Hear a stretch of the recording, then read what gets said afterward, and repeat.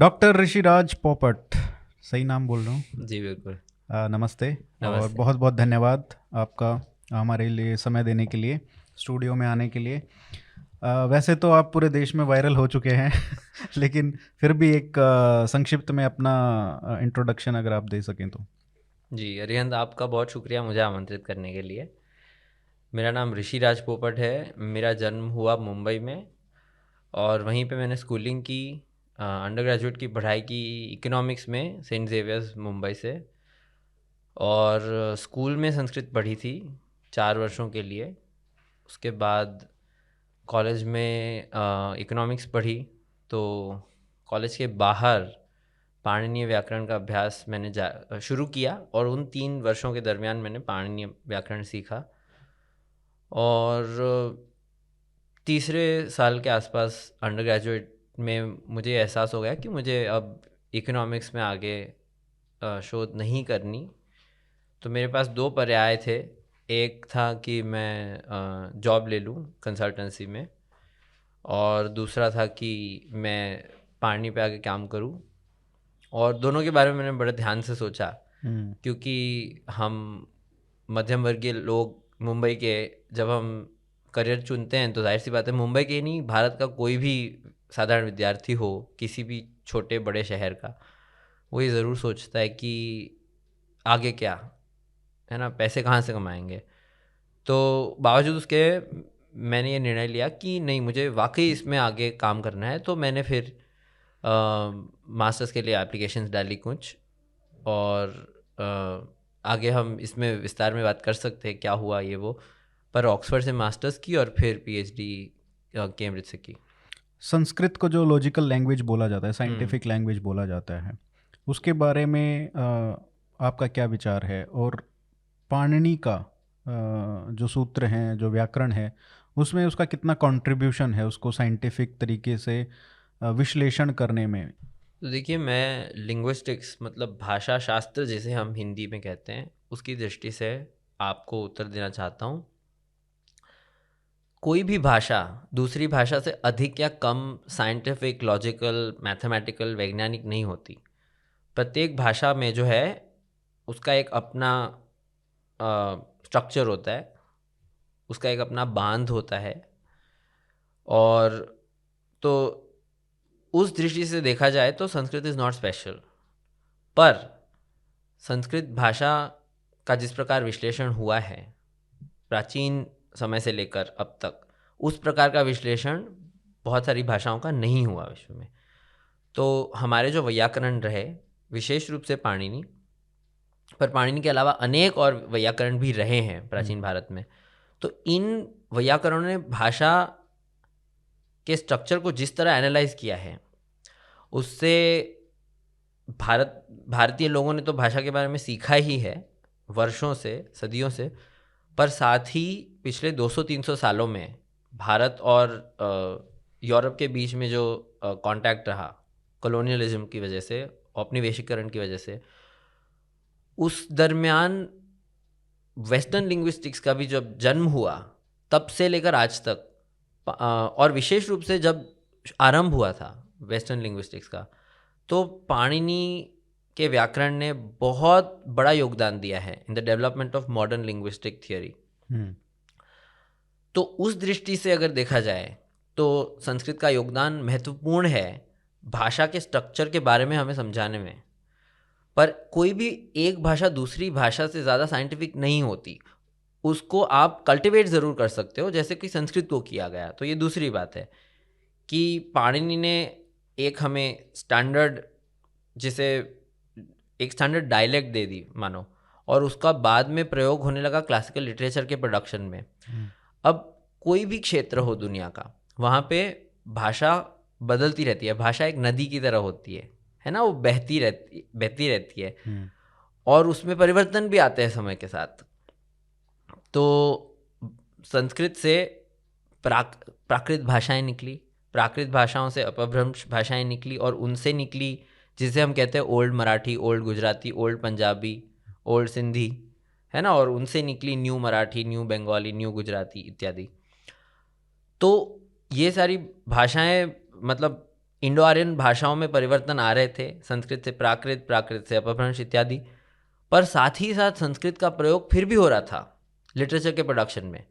तो और ये सिर्फ भगवत गीता के लिए नहीं प्रयोग हुआ है संस्कृत का, बहुत सारी साइंटिफिक टेक्स्ट के लिए भी प्रयोग हुआ है। हमारी सभ्यता में, पश्चिमी सभ्यता से ये काफ़ी अलग बात है हमारी, कि हमारी सभ्यता में जो है साइंस और रिलीजन के बीच में वो दरार नहीं रही जो कि पश्चिम में रही है ना। तो जब आप साइंटिफिक, लॉजिकल, फिलोसॉफिकल टेक्स्ट को लिखने के लिए संस्कृत का प्रयोग कर रहे हो, तो उससे संस्कृत खुद भी निखरती है, उसमें खुद वो जो टेक्निकल बारीकियां हैं उसको प्रकट करने की क्षमता बढ़ती जाती है। तो भारतीय लोगों ने संस्कृत का किस तरह प्रयोग किया है, यदि इस प्रश्न पे हम ध्यान दें तो हमें समझ में आएगा कि संस्कृत इतनी साइंटिफिक एक्सप्रेशन के लिए अप्रोप्रिएट क्यों बनी। तो इसका कहानी बताइए कि ये जिस तरीके से उपयोग हुए, कुछ एग्जाम्पल्स अगर आप दे सकें तो, कि ये इतनी निखर के जैसे आई, तो प्राचीन भारत में कैसे कैसे उसका प्रयोग हुआ। जैसे कि न्याय एक दर्शन है, हमारे जो 6 जिसे हम कहते हैं आस्तिक दर्शन या orthodox schools of philosophy in the west they called. तो इसमें बहुत सारे प्रकार के संबंध हैं और so what is the relationship between घट एंड घटत्व for example. So that's a very abstract concept, है ना। उस कॉन्सेप्ट को आप एक्सप्रेस कर पाओ, उसके बारे में डिटेल में डिस्कशन कर पाओ, उसके लिए ये ज़रूरी है कि भाषा में क्लियर टर्म्स हों, टेक्निकल जार्गन को आप प्रोड्यूस करें। अब उस प्रकार का कॉन्वर्सेशन आज अंग्रेज़ी में होता है in the fields of logic, philosophy etcetera, Hindi में नहीं होता है। तो इसलिए आप देखें कि जब अब मैं भी आपसे हिंदी में बात कर रहा हूँ तो कितने सारे ऐसे शब्द हैं जहाँ पे मैं प्रयास तो यही करता हूँ कि मैं हिंदी में बता पाऊँ आपको, पर या तो मुझे कोई टेक्निकल संस्कृत शब्द का प्रयोग करना पड़ता है या फिर कोई अंग्रेज़ी शब्द का, है ना। अब जाहिर सी बात है कि हिंदी संस्कृत की चूँकि बेटी है, बहुत सारे शब्द हिंदी में संस्कृत के ही हैं, पर हिंदी की अपनी एक एक्सक्लूसिव टर्मिनोलॉजी या फिर एक एक्सक्लूसिव पार्लांस जो है डेवलप नहीं हो पाया उस हद तक जिस हद तक संस्कृत का रहा है। तो वो सिविलाइजेशन किस मोड़ पे है और सभ्यता का क्या रूप है, क्या अवस्था है, उस पर उसकी भाषा उसकी भाषा पर बहुत बहुत ज़्यादा प्रभाव होता है। तो इसी प्रकार से हमें सोचना चाहिए इसके बारे में। और शायद कहीं ना कहीं ये शिक्षा प्रणाली जो है उसका भी एक साइड इफ़ेक्ट है।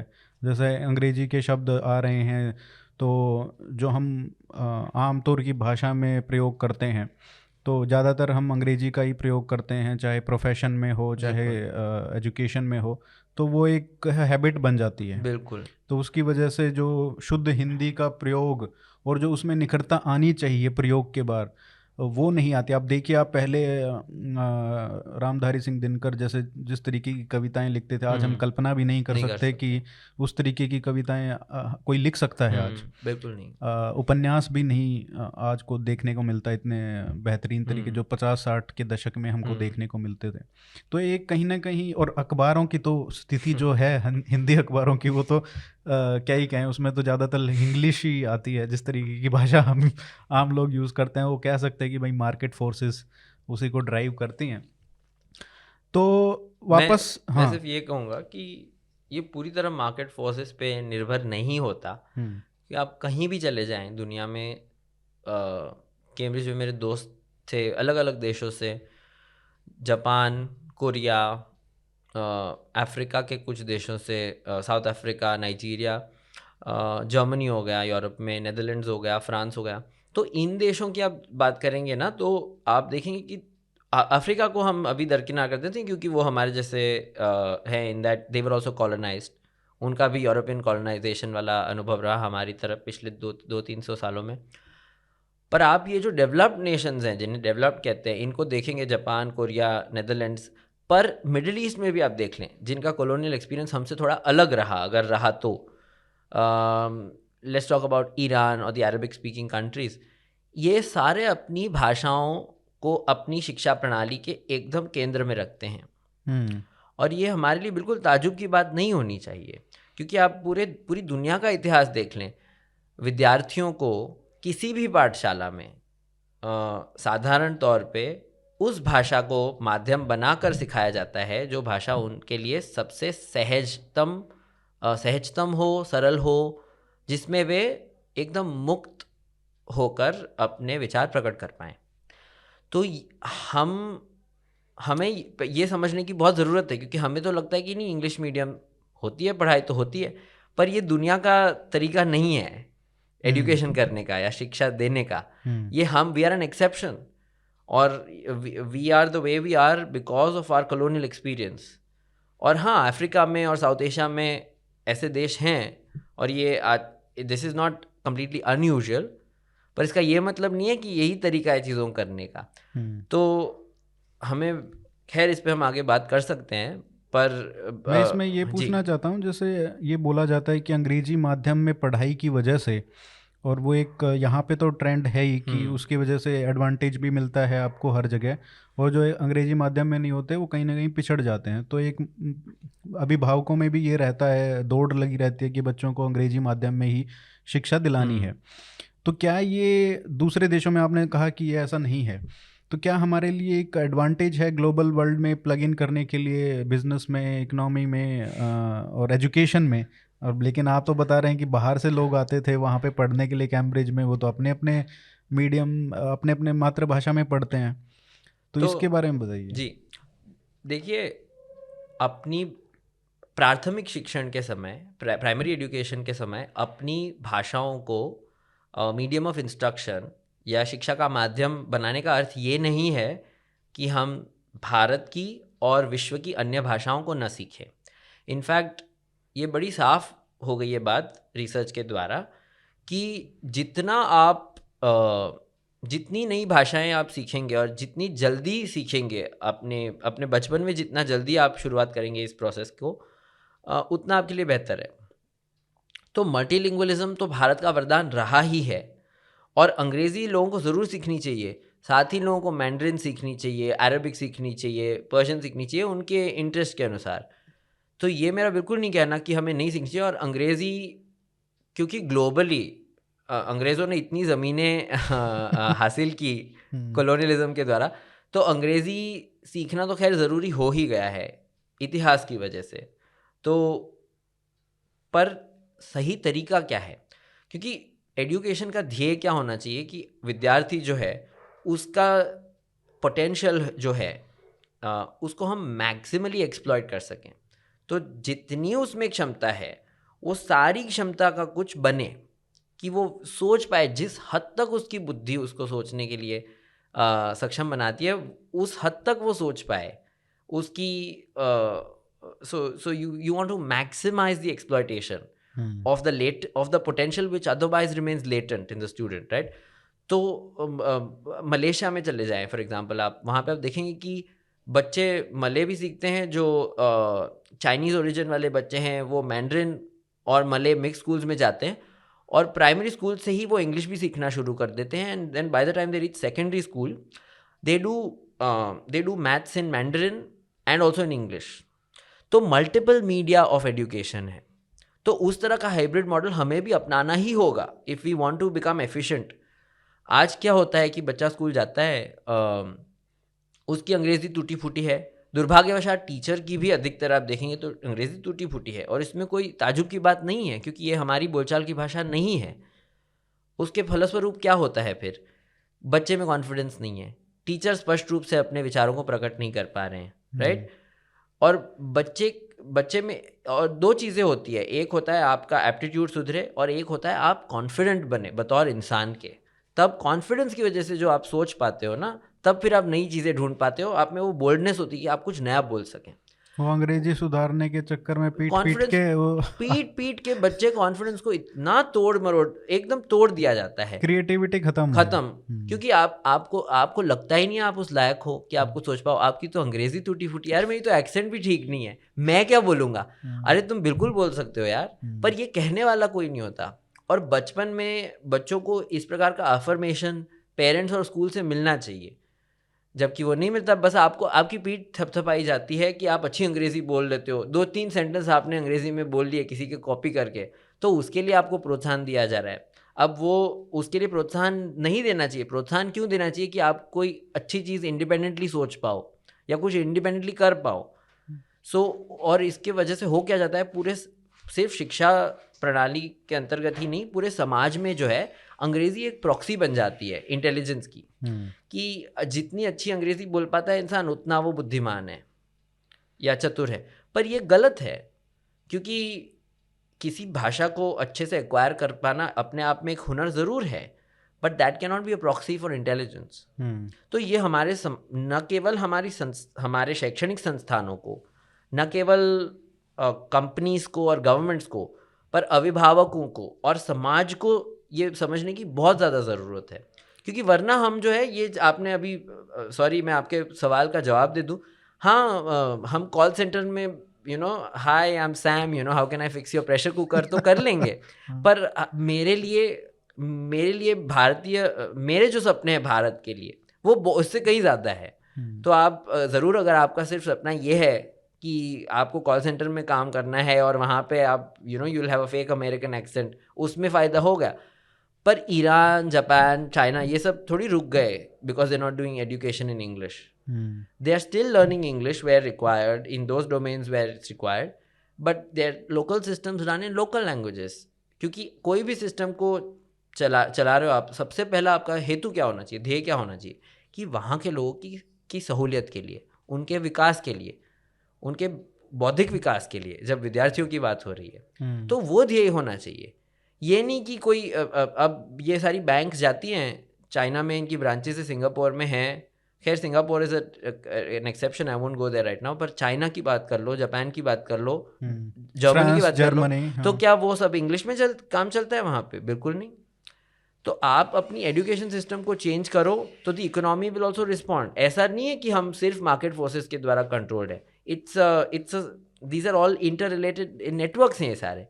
तो कहीं पे हमें चेंज लाना होगा, उसकी वजह से फिर कहीं और चेंज आएगा। अब तमिलनाडु देख लो, तेलंगाना और आंध्र प्रदेश देख लो, as a together as a Telugu speaking unit, ये देश, ये जो हमारे राज्य हैं भारत के, ये यूरोपियन देशों से ज़्यादा आबादी वाले हैं। तो वो छोटे छोटे लिंग्विस्टिक यूनिट्स हैं वो यूरोप के, इतना छोटा सा है, नेदरलैंड्स और बेल्जियम को मिला के देख लो, उनकी आबादी एरिया वाइज भी बड़े छोटे हैं। खैर, पर जब उनको अकोमोडेट कर सकते हैं सारी कंपनियां, सारे सब कुछ, एजुकेशन सिस्टम, तो ये स्टेट्स में मतलब हर स्टेट में एक लैंग्वेज, अगर, और हिंदी का तो इतना बड़ा क्षेत्र है, बिल्कुल, तो इन सभी में किया जा सकता है। ये बोला जाता है कि नहीं, भारत वहाँ तो छोटा देश नहीं है, इतना बड़ा है, कॉम्प्लेक्स। तो क्या हुआ, बड़ा है तो क्या हुआ, हम डाइवर्स हैं, हमें गर्व है इस बात पे कि हम डाइवर्स हैं, पर इसका ये मतलब नहीं कि we should punish ourselves and we should just impose a standard policy on everyone. तो ये जो लैंग्वेज पॉलिसी पे बहुत डिबेट होता है ना इंडिया में,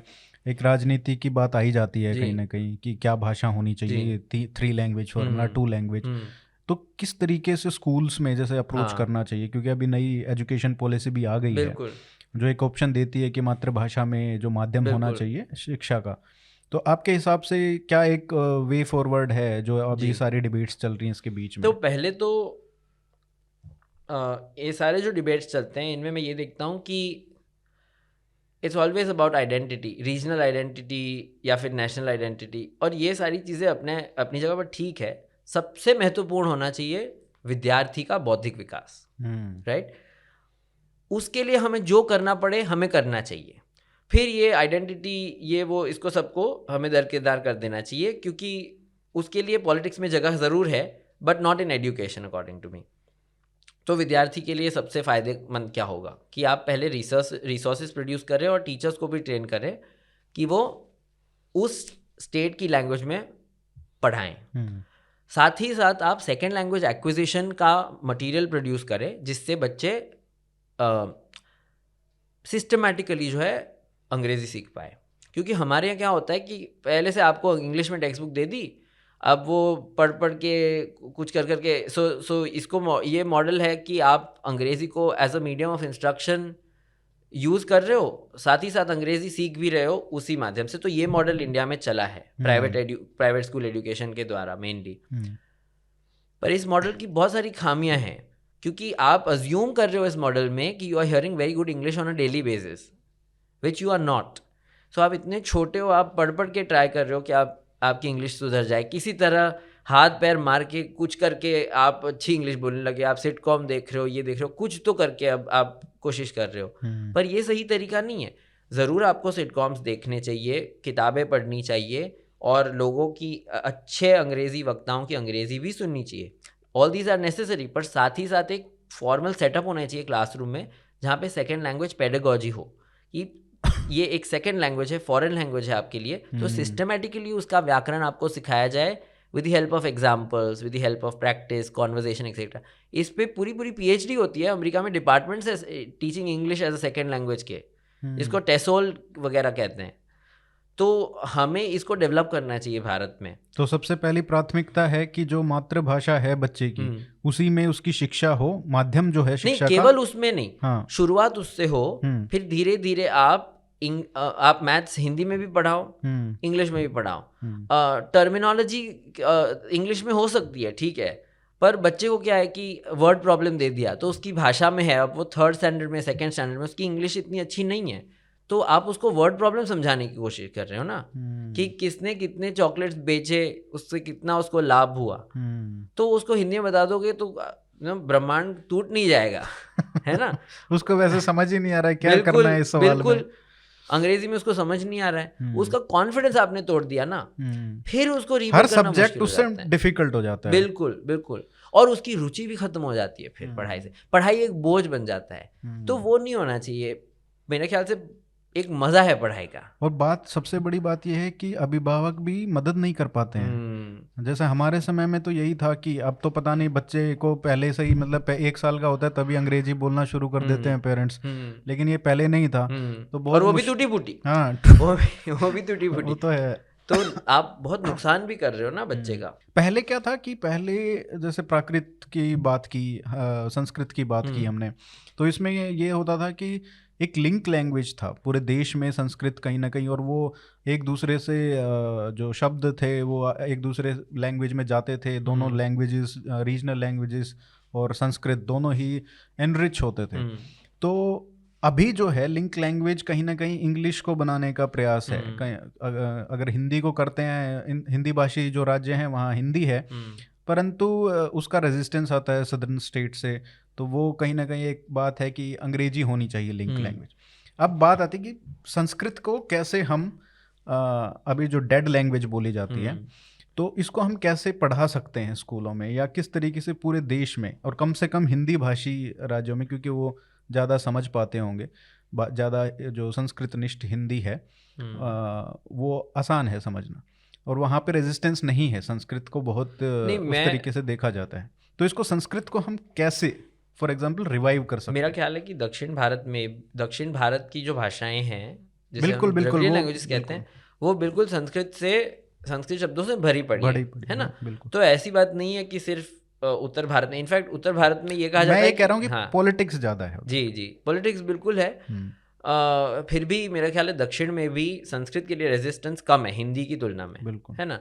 तो संस्कृत ज़रूर पढ़ाई जानी चाहिए, और उसमें भी एक, अभी जैसे मैं स्कूल में था, जो लोग संस्कृत पढ़ रहे थे मेरे साथ वगैरह, टेबल रट लिया, अब उसका एग्जैक्ट यूज़ कैसे करना है ये नहीं पता। तो ये हर चीज़, मैंने ये दूसरी चीज़ अपनी ज़िंदगी में सीखी कि मुझे स्कूल में जो चीज़ें सीखी थी उनमें से बहुत कम चीज़ें याद है। तो क्या याद है? जिसका इस्तेमाल करना मैंने सीखा, जिसका मेरे जीवन में कोई एप्लीकेशन था, कोई प्रयोजन था। बाकी चीज़ें मुझे याद नहीं है। तो वैसे ही भाषा भी पढ़ानी चाहिए, संस्कृत हो या कुछ और। कोई संस्कृत के लिए भी you have to teach systematically, because it's a second language for you, right, और थर्ड लैंग्वेज और whatever, but it's not your first language, is the idea. काफ़ी दिक्कतें हैं जिस तरीके से संस्कृत पढ़ाई जाती है स्कूलों में। बिल्कुल, क्योंकि आपको ये तो कह दिया जाता है कि ये सब याद रखना है, पर इसका करना क्या है, या फिर ये भाषा हमारी मातृभाषा से अलग कैसे है ना। क्योंकि हर लैंग्वेज का अपना एक स्ट्रक्चर होता है। अब हज़ारों साल बीत गए हैं संस्कृत और हिंदी के बीच, तो हिंदी का एक अपना स्ट्रक्चर है, उस स्ट्रक्चर से संस्कृत कैसे अलग है, यही आपको कोई नहीं सिखा रहा है। तो आप कंफ्यूज हो जाते हो। आप कोई पैदा तो नहीं हो गए लिंग्विस्ट कि आपको सब पहले से मालूम है कि ये होता है, this is how languages are different, this is how they are similar. ये सब स्कूल में सिखाना चाहिए। तो इसके लिए हमें अपनी टीचर ट्रेनिंग पे भी बिल्कुल बहुत ज़्यादा ध्यान देने की ज़रूरत है। साथ ही हमें ऐसा सिलेबस प्रोड्यूस करना है कि जिससे टीचिंग भी आसान हो और स्टूडेंट्स के लिए लर्निंग भी आसान हो। और संस्कृत पढ़ाने वाले तो वैसे ही उनको हिंदी वाले जो टीचर्स होते हैं उनको बोल दिया जाता है कि भाई पढ़ा दो हिंदी संस्कृत, तो वो एक्स्ट्रा क्लास लेके पढ़ा देते हैं। तो मैं इन चीज़ों के फ़ायदे हाईलाइट करने की ज़रूरत है जिससे कि इसमें और पैसा इन्वेस्ट हो सके स्कूलों के द्वारा या फिर एजुकेशनल सिस्टम्स के द्वारा मोर ब्रॉडली। अभी क्या हो जाता है कि यही नहीं समझाते कि भाई if you learn Sanskrit it has a structure which is so different from that of your mother tongue that it really opens up avenues in your brain. ये इस चीज़ को हाईलाइट करने की ज़रूरत है जिससे कि पेरेंट्स भी इंसेंटिवाइज हो कि चलो इसको प्रमोट करना है। अब if 50% of the students in the school want Sanskrit, then उसमें उसको बजट में allocation ज़्यादा होगा in the school budget, right? So you have to use you have to incentivize things so that economically they can become viable. This is the only way really. तो कैसे, जैसे हमने स्कूलों की बात की कि हाँ। किस तरीके से बदलाव लाने की ज़रूरत है, लेकिन जो स्कूल के बाहर हैं, जैसे बहुत सारे लोग अंग्रेजी सीखने के लिए एक स्टैंडर्ड बुक जो काफ़ी पॉपुलर है आजकल, वो वर्ड पावर मेड इजी, आपने सुना होगा ना? मैंने वो यूज़ भी किया है। हाँ, तो उसमें क्या है कि रूट है, उसके बाद कौन सा सफिक्स लगाना है, प्रीफिक्स लगाना है, वो एक देयर आर रूल्स, तो उसके हिसाब से आप थोड़ा थोड़ा समझ जाते हो कि ये रूट है, इसका मतलब ये हो सकता है, अंदाज़ा लगा सकते हो। लेकिन वैसा हमको ना तो संस्कृत में पढ़ाया जाता है, हिंदी में थोड़ा पढ़ाया जाता है, लेकिन वो 8वीं 9वीं के बाद तो फिर छोड़ ही देते हैं लोग पढ़ना। लेकिन क्या संस्कृत को उसी तरीके से एक बुक बना के या इस तरीके से एजुकेशन में, या जो एजुकेशन में नहीं है, स्कूल एजुकेशन में, जो बाहर भी लर्न करना चाहते हैं, सीखना चाहते हैं भाषा को, क्या उस तरीके से उसको अप्रोच करना चाहिए? देखिए, उस बुक में ये नहीं कह दिया पहले ही कि ये सब याद रख लो, बिल्कुल है ना, वो अप्रोच है ही नहीं उसकी। वो आपको एक कहानी बता रही है, आपको अपने साथ एक सफ़र पे लेके जा रही है। वही हमें भी करना है। किताबें ऐसी होनी चाहिए कि एक बार विद्यार्थी उसको उठाए तो उसको लगे कि नहीं, चलो नेक्स्ट चैप्टर भी पढ़ लेते हैं, कि मज़ा आ रहा है। और ऐसी किताबें बिल्कुल संस्कृत के लिए भी प्रोड्यूस की जा सकती हैं। उसके लिए एक, मेरा ख्याल है, एक अच्छी चीज़ ये भी हो सकती है कि आप पहले थोड़ा सा बैकग्राउंड दो स्टूडेंट को कि हिंदी का संस्कृत के क्या साथ क्या संबंध है, और हिंदी में संस्कृत शब्द क्यों पाए जाते हैं, कौन से शब्द संस्कृत से आए हुए हैं, है ना। और फिर ऐसे ही ये कहानी शुरू करो कि इस शब्द की व्युत्पत्ति ये है। फिर थोड़ा थोड़ा आप इंट्रोड्यूस करो तो स्टूडेंट के पास कॉन्टेक्स्ट है। नाउ ही और she has agency to a certain extent. उसको पता है अब वो खुद सोचेगा घर जाके कि यार हिंदी में ये भी एक शब्द है, हाँ ગુજરાતીમાં પણ एक शब्द है आज संस्कृत आवेलो है, तो आनी कि गुजराती में या हिंदी में या मराठी में कुछ शब्द ऐसे हैं जो लगता है संस्कृत से आए हुए हैं पर थोड़े अलग हैं, तो उनमें कुछ साउंड चेंजेस हुए हैं, so may be they are more prakritized, right. अच्छा, ये अपभ्रंश में इस प्रकार पाया जाता है। जैनों में आपको प्रार्थना मिलती है वो जो कि प्राकृत में होती है, तो ये भी संस्कृत से आया हुआ शब्द है, राइट। तो स्टूडेंट्स अपने उसमें संस्कृत से भी 2-3 डिग्री का करप्शन होके वो I wouldn't say corruption, just change, right? Accent की वजह से या अलग अलग क्षेत्रों में अलग अलग बातें हो जाती हैं। बिल्कुल। तो वो सारी चीज़ें आप अपने एजुकेशन में इंक्लूड कर सकते हो जो कि संस्कृत को रिलेटेबल बनाए, है ना। आप सिर्फ उनको बोल दो कि भाई पठती पठता पठंती, पढ़ने लगो, आप टेबल रटने लगो, पर आप ये ना कहो कि ये जो पठ धातु से पढ़ आया है, मैं पढ़ने बैठ रहा हूँ, मैं किताब पढ़ रहा हूँ, वो उस पठ से आया है, ये आप उसको बता दो तो उसके लिए कितना ज़्यादा रिलेटेबल हो गया। चलो स्कूल जाते हैं, है ना, राम चलता है, रामः चलती, आप ये बता दो ना। अब कुछ चीज़ें ज़्यादा मतलब वक्त के साथ बच्चों को खुद समझ में आ जाती है, बट उसको why are there these similarities, or why do these similarities exist, ये आप स्पष्ट रूप से बताओ, फॉर्मली बताओ, इसके बड़े फ़ायदे होते हैं। तो कोई भी चीज़ को रिलेटेबल बनाओ, उसके एप्लीकेशंस बताओ, and then you introduce it step by step as you also introduce the applications. तो इससे बहुत फ़र्क पड़ता है, क्योंकि अगर विद्यार्थी क्लूलेस है, उसको पता ही नहीं है कि भाई ये हम क्यों कर रहे हैं, या मेरी निजी ज़िंदगी से इसका क्या ताल्लुक़ है या क्या संबंध है, तो उसकी रुचि भी स्वाभाविक है कि कम हो जाएगी उस विषय में समय के चलते। चलिए फिर अब वापस हम अष्टाध्यायी पे आते हैं, पाणिनि पे आते हैं। तो उनका क्या महत्व है संस्कृत के एवोल्यूशन में? जी। तो एक तो पाणिनि ने ये किया कि भाषा तो बदल, जैसे मैंने कहा वैदिक से आई, एपिक संस्कृत, क्लासिकल संस्कृत, प्राकृत इत्यादि इत्यादि। तो समय के साथ भाषा तो बदलती रही, पर पाणिनि ने बहुत सुंदर तरीके से उसको कोडिफाई किया। और उस पाणिनियन संस्कृत का खैर ऑफ कोर्स आपको अनपाणिनियन फॉर्म्स भी मिलेंगे, उनको हम गलत नहीं कहना चाहिए, वो भी संस्कृत है, पर पाणिनियन संस्कृत एक तरह से कोडिफाई हो गई, उसका बहुत प्रयोग हुआ through out the production of classical literature in early and medieval India. तो एक तो ये फ़ायदा हो गया, पर मूल रूप से उन्होंने, उनकी अचीवमेंट क्या है, तो रूल बेस्ड ग्रामर लिखना। एक रूल बेस्ड ग्रामर्स कई तरह के हो सकते हैं। एक होता है सिर्फ आप डिस्क्राइब कर रहे हो भाषा को कि ये इस प्रकार है इसका स्ट्रक्चर, ये एक तरीका हो गया। पाणिनि ये तो करते ही हैं, obviously he describe the language का स्ट्रक्चर, पर साथ ही साथ उसको वो एक डेरिवेशनल मशीन के रूप में प्रस्तुत करते हैं हमें। तो उनका ध्येय सिर्फ ये नहीं है कि मैं इसके व्याकरण को डिस्क्राइब करूँ, ना ही पाणिनि का ध्येय ये है कि मैं संस्कृत सिखाऊं, because the grammar is in Sanskrit. आपको संस्कृत आनी चाहिए जब आप पाणिनि व्याकरण पढ़ते हो, है ना। तो वो करना क्या चाह रहे हैं, he is trying to achieve something as a linguist, he is a theoretician, he is trying to theorize the structure of language, and how is he doing it? वो उसको एक मशीन के तौर पे हमें, तो आप ये सोच सकते हो कि ये कोई उनको स्कूल में टास्क नहीं दिया था कि आपको ये मशीन बनानी है, क्योंकि ये देखिए ये मानव कल्पना का एक अजूबा है। आपकी कल्पना शक्ति इतनी होनी चाहिए, आप इतने इमेजिनेटिव तो होने ही चाहिए, पर साथ ही साथ आपको इतना बोल्ड भी होना चाहिए, इतना एम्बिशियस होना चाहिए कि आप इस प्रकार की कल्पना कर सकें। Now he may not have been the first person to be trying to write a derivational grammar. उनके कुछ पूर्वज भी रहे, उनके कुछ सूत्र भी पाणिनि ने बोरो किए हैं, पर हमें जितना मालूम है उसके हिसाब से ये पहला ऐसा ग्रामर था जो कि हमें इस कंप्लीट फॉर्म में उपलब्ध है। और इसके बाद भी जो व्याकरण लिखे गए ना अरिहंत, वो इस प्रकार मैकेनिस्टिकली फंक्शन नहीं कर पाते जिस प्रकार पाणिनि का व्याकरण कर पाता है। तो इसलिए ये बहुत ज़रूरी है। सो थियोरेटिकल लिंग्विस्टिक्स की दृष्टि से आप इसको देखें तो ये बहुत बड़ी सिद्धि है, बहुत बड़ी उपलब्धि है, इतनी बड़ी कि आज तक कोई उनकी नकल तक नहीं कर पाया किसी और भाषा में। संस्कृत में तो छोड़ दो, किसी और भाषा में भी लोग इस प्रकार का व्याकरण तैयार नहीं कर पाए। So this is not really a grammar, ये एक this is a big problem when you try to translate things from one language to another. अच्छा, हम हिंदी में भी व्याकरण बोलते हैं, हिंदी का व्याकरण, तो हिंदी व्याकरण की आपको किताब मिल जाएगी मार्केट में, है ना। वो व्याकरण और इस व्याकरण में फ़र्क है। That grammar is generally meant for you to either understand more about the structure of the language or to learn the language as a second language, acquirer of it, है ना।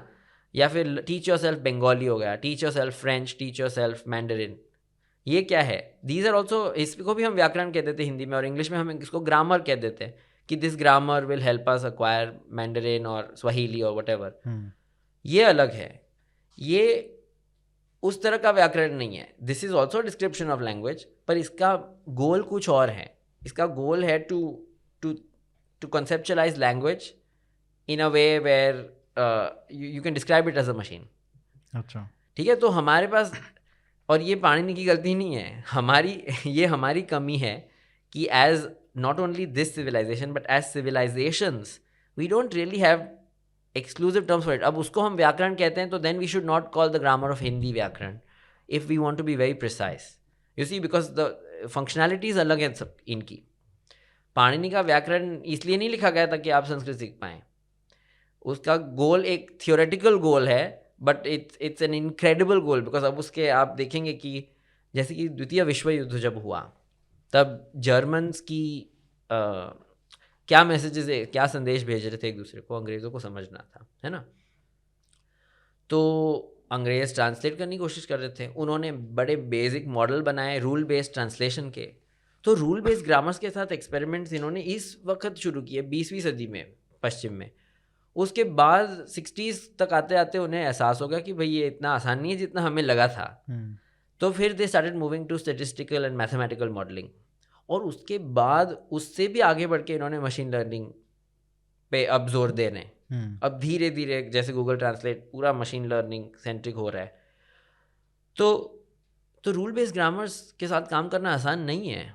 अब पाणिनि का ध्येय ट्रांसलेशन का नहीं था, but his was also rule based grammar. Concept तो वही है कि रूल्स के आधार पे आप लैंग्वेज के स्ट्रक्चर को उसमें आप ऑपरेट कर रहे हो। तो वो कर पाना उस वक्त, और वो भी इतनी अच्छी तरीके से, और अब we'll talk about my research, वो we use to underestimate Panini, we can say. तो उनकी जो सिस्टम है is far more startling than had been earlier thought. तो ये जो विजन की आपने बात की कि पानी का इतना बड़ा इनक्रेडिबल विजन था, वो क्या करना चाह रहे थे इस विजन के थ्रू? आपने कहा कि वो it was not meant to teach Sanskrit सिखाना नहीं था, तो क्या ये विजन का कितना मतलब स्कोप में एग्जांपल्स के थ्रू मैं समझना चाहता हूँ। तो चलिए इंग्लिश, क्योंकि बहुत सारे हम इंग्लिश मीडियम में पढ़े हुए हैं, तो मैं इंग्लिश का एग्जांपल दे देता हूँ। शब्द है डेफिनेशन, ठीक है, डेफिनेशन इज नाउन, और ये एक वर्ब डिफाइन से बना है। तो डिफाइन को आप लगा देते हो suffix ation, define plus ation gives you definition, है ना। तो अब पर उन दोनों को आप जोड़ सिर्फ एक दूसरे के अगल बगल में रख देंगे, डिफाइनेशन, डिफाइन और एशन, डिफाइनेशन, तो वो शब्द नहीं है। There are some sound changes happening and that and the final answer is definition. अब सोचो कि आपके पास एक इंग्लिश में ऐसा मेंटल मशीन है, ये फिजिकल मशीन नहीं है, ये मुझे क्लैरिफिकेशन देनी चाहिए, मेंटल मशीन है। आप डिफाइन और एशन को एक दूसरे के साथ रख रहे हो, फिर स्टेप बाय स्टेप एक एक रूल अप्लाई हो रहा है, और आपको automatically, if you are applying all the rules correctly, आपको ऑटोमेटिकली डेफिनेशन, ये फॉर्म करेक्ट मिल गया। और सोचो ये सारे इंग्लिश वर्ड्स आप इसी तरह डिराइव कर पाओ। ओके ना, एक जो रूल्स हैं उन्हीं के थ्रू आप सारे बिल्कुल डिराइव कर पाओ। बिल्कुल। अब सोचो पाणिनि ने ऐसा एक मशीन बनाया है संस्कृत के लिए, उसमें 4000 रूल्स हैं जिसको संस्कृत में सूत्र कहते हैं, है ना। तो वो 4000 सूत्रों की मदद से, तकरीबन 4000, 3985 और समथिंग, उनकी मदद से आप ये अचीव कर पा रहे हो। तो ये बहुत बड़ी एक अचीवमेंट है, क्योंकि आसान नहीं है ऐसा सिस्टम तैयार करना, as you can imagine, because there are millions of words, right. तो वो उन्होंने हासिल किया, उनकी कोई नकल तक नहीं कर पाया। तो ये एक अद्वितीय है, वाकई अद्वितीय है पाणिनि और उनकी ये जो तो कृति इससे है। नए शब्द का भी उत्पत्ति हो सकती है। बिल्कुल, और ये किया भी है हिस्टोरिकली। यू विल सी कि specially to serve certain technical purposes, नए नए शब्दों को तैयार करते हैं, आज भी करते हैं। When you look at the railways, when they discuss certain things in Hindi, या फिर कोई गवर्नमेंट आपको एडवाइजरी या नोटिस आप पढ़ते हो, तो उसमें आप कई ऐसे शब्दों के साथ आपका परिचय होगा जो कि आपने शायद क्लासिकल लिटरेचर में ना पढ़े हो, या फिर किसी मॉडर्न संस्कृत मैगजीन में भी जो आपको ना दिखते हो। And those are in Hindi advisories और गुजराती एडवाइजरीज। वो कहीं ना कहीं उन्हीं का प्रयोग करके या पाणिनि की अष्टधाई तो आप देखेंगे बिल्कुल कि बहुत सारे जो नए फॉर्म्स बनाए जाते हैं, आप किसी को भी पूछेंगे, they will always have consulted with a संस्कृतिस्ट who will of course go back to Panini to check ki is this appropriate or is this grammatically correct. तो अब आते हैं आपकी पीएचडी थीसिस पे। इसमें जो बात विभिन्न तरीके की बातें हुई हैं, उसमें कई लोगों ने मिस रिप्रेजेंट करने की भी कोशिश की है। उन्होंने कहा है कि आपने पाणिनि को ही गलत घोषित कर दिया है, जबकि आप कह रहे हैं इन पाणिनि वी ट्रस्ट, कि पाणिनि में ही आपका सबसे ज़्यादा विश्वास है। तो और जो ट्रेडिशन रहा है, परंपरा रही है उनके बाद की, उसको आप कह रहे हैं कि वो उसको समझ नहीं पाए पाणिनि को। नहीं, ऐसी मैं देखिए ये मैं नहीं कहूँगा कि वो उनको समझ नहीं पाए। एक बहुत महत्वपूर्ण सूत्र है, इसलिए मैं ये पूछना चाहता हूँ कि सारी भ्रांतियों का मतलब क्या पीएचडी है क्या नहीं है, प्लीज ये दोनों आप बता दीजिए कि किस बात पे विवाद है, किस बात पे आपकी क्या प्रयास है ये पीएचडी रिसर्च करने के पीछे। जी, तो देखिए सबसे पहले तो आइडिया ये नहीं होता कि ये सही है या वो गलत है ये कहना। आइडिया होता है कि सोर्स टेक्स्ट जो है, मूल ग्रंथ जो है, दैट इज पाणिनि's अष्टाध्यायी, उसमें वे क्या कहने का प्रयास कर रहे हैं ये समझना मूल ध्येय है। और किसी भी शोध का ध्येय यही होता है कि एग्जैक्टली क्या हो रहा है in the main text, in the source text, when you doing philology और when you doing this kind of research about ancient India. अब जब बात आती है पाणिनि के व्याकरण की, देखिए मेरा बैकग्राउंड पहले आप समझ लें। मैं स्कूल में भी मैथमेटिक्स में अच्छा था, और लैंग्वेजेस में। और वैसे ठीक है, नंबर तो हर चीज़ में आ जाते थे, बट मुझे पता था कि इन 2 चीज़ों में मेरी रुचि विशेष रूप से है। इसीलिए मैंने जब बैचलर्स के टाइम भी डिसाइड करना था कि भाई किस चीज़ में करनी है, तो I chose economics, because I thought उसमें कुछ लेवल ऑफ मैथमेटिक्स भी सीखेंगे और साथ ही we learn to apply to the world around us. यही आइडिया था। तो फिर मैं किसी भी सब्जेक्ट को इसी तरह अप्रोच करने की कोशिश करता हूँ, फिर चाहे वो व्याकरण हो या फिर अप्लाइड मैथ इकोनॉमिक्स हो या फिर सेफोलॉजी, जो भी हो। अब और मैंने अंडरग्रेड के टाइम पे, जैसे मैंने कहा आपको, फर्स्ट ईयर अंडरग्रेड के समय पे ही मैंने पाणिनि का अभ्यास भी शुरू कर दिया था। अब पाणिनि को सीखने के दौरान हम कौमुदी परंपरा से उसको सीखे हैं। अच्छा। तो उसमें आप सूत्र किस प्रकार सीखते हो, किस ऑर्डर में सीखते हो कि चलो रामः डिराइव करना है हमें, तो उसकी प्रक्रिया सीख रहे हो, तो उसमें जो सूत्र लागू होते हैं वो सारे सूत्र आप सीखेंगे, तो उस अनुसार हम सीखने की शुरुआत करते हैं। तो तब पहले 5-6 महीनों में ही आ जाता है ऐसा सिचुएशन जहाँ पे एक ही स्टेप पे 2 रूल साइमल्टेनियसली एप्लीकेबल है। फिर डिसाइड करना पड़ता है कि कौन सा रूल पहले बिल्कुल। लगेगा। तो हमें पहले सिखाया जाता है कि हाँ 1-4-2, तो पहले उसी टाइप के उदाहरण आ जाते हैं 1-2 जहाँ पे 1-4-2 विप्रतिषेधे परम कार्यम से आपको सही जवाब मिल जाता है। इसके बारे में बताइए थोड़ा। बिल्कुल। तो विप्रतिषेधे परम कार्यम परंपरानुसार इसका अर्थ ये है कि जब जो 2 सूत्र हैं उनके बीच तुल्य बल विरोध हो, माने when they are equally strong, है ना, तुल्य बल विरोध, ऑपोजिशन समान बिटवीन, बल। बिल्कुल समान बल हो दोनों सूत्रों में और उनके बीच विरोध हो, then in that case the पर रूल विंस। जो सब लास्ट वाला रूल है, हाँ उसका मतलब है पर माने जो क्रमानुसार जो बाद में आता है, या सीरियल ऑर्डर जो है किसी भी लिस्ट का, यहाँ पे the list is the Ashtadhyayi itself, उसमें जो रूल बाद में आता है। सो सूत्र नंबर x को सूत्र नंबर x प्लस n हरा देगा, where n is any positive integer, right, वो जीत जाता है उस कॉन्फ्लिक्ट में। तो अब जाहिर सी बात है, सवाल उठता है कि ये सारे जो इंडिविजुअल वर्ड्स हैं विप्रतिषेधे परम कार्यम सूत्र, इनका एग्जैक्ट मतलब क्या है। तो ट्रेडिशनल मतलब तो मैंने आपको बता दिया, और उसमें पर means according to the tradition. So मैं ये बताता चलूँ सबसे पहले कि पर का एक जनरल मतलब है, वो है दैट विच कम्स आफ्टर। अब पर के मल्टीपल मतलब हैं एक्चुअली संस्कृत में, if you look at the dictionary, but the one that is relevant for us here is ये वाला मतलब कि that rule which comes late, anything which comes after, and इसका एंटोनिम या इसको विरोधार्थी शब्द है पूर्व, जिसका अर्थ है दैट विच कम्स बिफोर और that which precedes the other, as oppose to पर which is that which follows the other, है ना। ये स्पष्ट हो गया। अब but in what context, that is the devil does lie in the detail after all, है ना।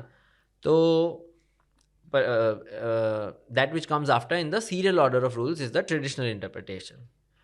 पर एक और सवाल उठता है कि विप्रतिषेध का अर्थ है तुल्य बल विरोध, तो ये पाणिनि ने कहाँ बोला है कि तुल्य बल विरोध ये अर्थ है ना। अच्छा, ये इंटरप्रिटेशन है बाद के स्कॉलर्स का। बिल्कुल। तो ये सवाल नहीं उठता अगर सिस्टम एकदम अच्छे से चल रही होती सिर्फ इस सूत्र के सहायता से, है ना। पर जब तुल्य बल विरोध नहीं है, जब अतुल्य बल विरोध है, when the two rules are not of equal strength in the event of conflict, तब क्या करना चाहिए। तो पाणिनि ने कुछ नहीं सिखाया इसके बारे में।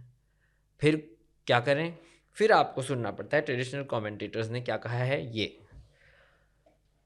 तो सवाल ये है कि 4000 सूत्र लिख दिए पाणिनि ने, तो फिर इसके बारे में क्यों कुछ नहीं लिखा, है ना। या तो उनकी अष्टाध्यायी अधूरी रह गई, मेरा तो नहीं मानना कि अधूरी रह गई, या तो नहीं रही। तो ये सवाल उठता है। तो देखिए, कुछ चीज़ें होती हैं जो बड़ी इंट्यूटिव होती है और जो बड़ी ऑब्वियस होती है। जैसे कि मैं आपको कह दूँ कि I will be coming in every day this week, I will be coming into the office every day this week, but Tuesday I am going to be in Goa. तो ये स्पष्ट हो जाता है कि ट्यूसडे को मैं नहीं आऊँगा, ये मुझे अलग से कहने की ज़रूरत नहीं है। I will be in Goa, so obviously I won't come, but every other day I will come, because I have already said I will be coming in every day this week. तो इस टाइप की obvious चीज़ें acceptable है, जहाँ पे मैं clearly ये नहीं कह रहा हूँ कि मैं ट्यूसडे को नहीं आ रहा हूँ। तो चलो देखते हैं कि विप्रतिषेधे परम कार्य में क्या ऐसी कोई ऑब्वियस चीज़ है जो कि पाणिनि ने नहीं कही है, जो हम एक्सेप्ट कर सकते हैं। तो तुल्य बल विरोध, ओके चलो मान लिया कि विप्रतिषेध मीन्स तुल्य बल विरोध is obvious, let's assume that. So then one would expect कि भाई बड़ा ही ऑब्वियस सा मीनिंग भी होगा तुल्य बल विरोध का। what is equal strength, how do you define it? So you will have to, you would expect कि बड़ा ऑब्वियस सा मीनिंग होगा, बट तुल्य बल विरोध का मतलब क्या है पता है? जो भी अतुल्य बल विरोध नहीं है वो सब तुल्य बल विरोध है।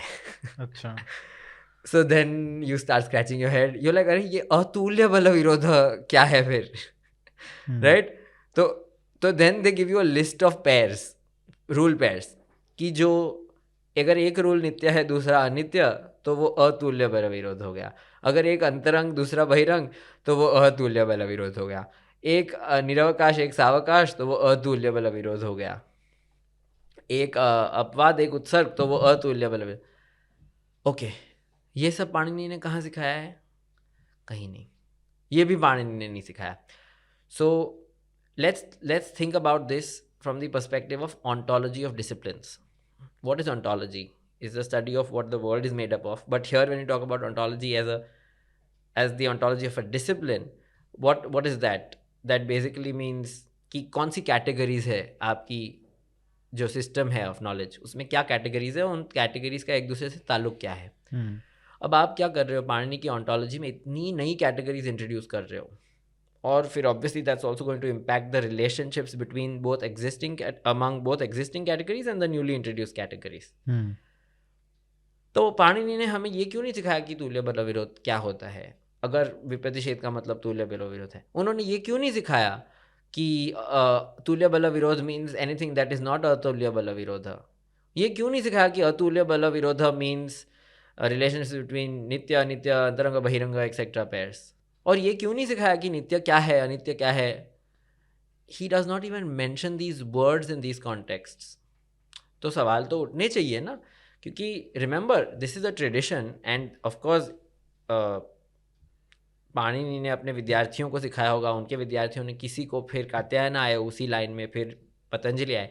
अच्छा, मैं एक बात बताता चलूँ, हम इसको आगे डिस्कस करें उसके पहले, कि पाणिनि मुनि ने इस व्याकरण की रचना की, उसके बाद जो सबसे पहला अवेलेबल डॉक्यूमेंट है वो है कात्यायन के वार्तिक, और उसके बाद आता है पतंजलि का महाभाष्य।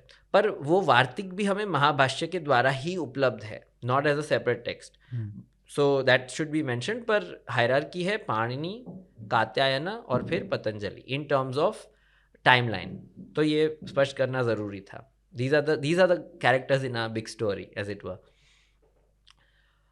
तो अब वापस आ जाते हैं, तो ये क्यों नहीं सिखाया इन्होंने? ये सवाल मेरे दिमाग में पहले से था जब मैं अंडरग्रेड के दौरान पढ़ रहा था, और इसका जो पाणिनि ने ये सिखाया, और उसके बाद अलग अलग तरीके के रूल्स आते जा रहे हैं कॉन्फ्लिक्ट्स रेजोल्यूशन के लिए। तो वो सब उन्होंने कुछ नहीं सिखाया हमें। अगर परंपरा का इंटरप्रिटेशन ठीक है तो फिर ये सब पाणिनि को खुद सिखाना चाहिए था ना।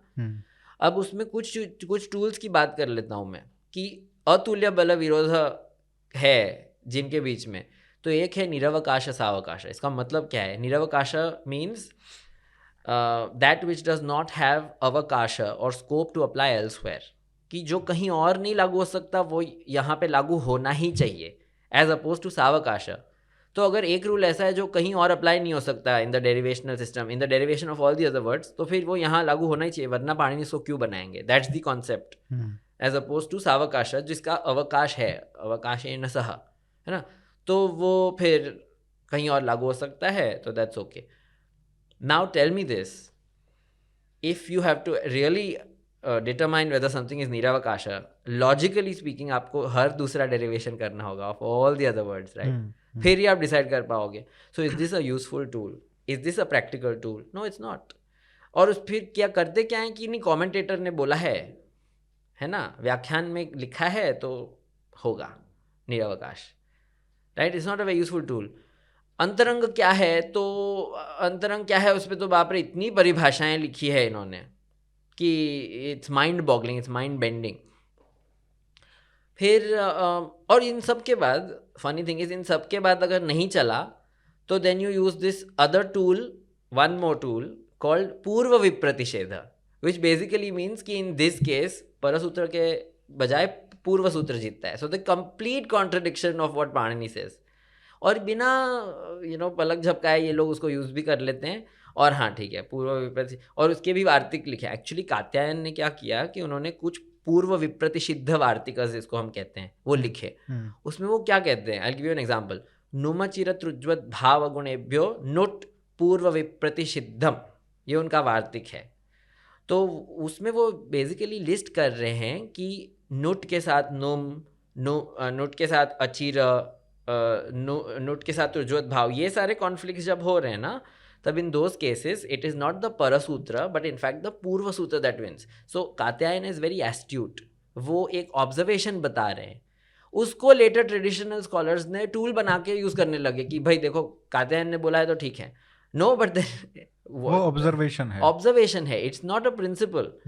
एंड ऊपर से फिर वो observation is in direct contradiction even by going by the traditional interpretation of 142. है ना. तो प्रॉब्लम्स तो इतने हैं. पतंजलि एक टाइम पे ये कह देते हैं कि पर का मतलब है इष्ट है.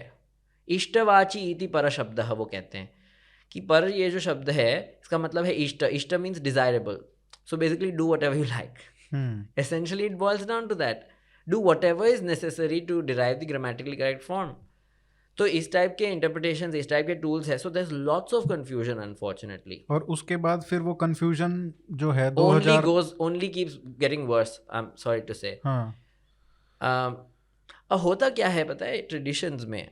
देखिए, सबसे पहली बात तो ऐसा नहीं है कि मेरा ये कहना है, या ऐसा नहीं है कि कोई भी कह सकता है कि परंपरा ने हमें कुछ सिखाया ही नहीं. ये मूर्खता वाली बात होगी कि कुछ नहीं सिखाया, परंपरा गलत, मैं सही. ये this is not about that kind of posturing.